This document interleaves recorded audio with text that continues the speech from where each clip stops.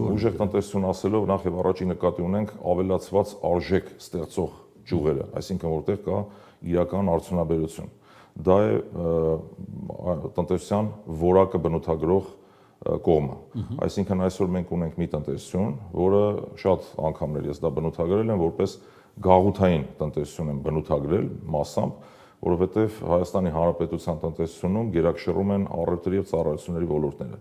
Իսկ դա չի կարող հանդիսանալ այն հիմքը, որը կապահովի պետական պարտքի կայուն կառավարելիություն։ Ցավոք սրտի այսօր մեր իշխանությունները պնդում են, որ մեր պետական պարտքը թույլատրելի սահմաններում է, բայց անկախ նրանից դա թույլատրելի սահմաններում է թե ոչ,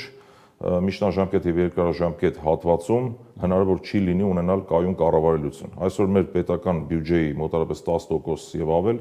բաժին ընկնում միայն պետական պարտքի սպասարկմանը։ Ինչ ենք մենք ասում ենք անհրաժեշտ է ունենալ որակյալ, այսինքն որակյալ ասելով նկատի ունենք կրկնվեմ,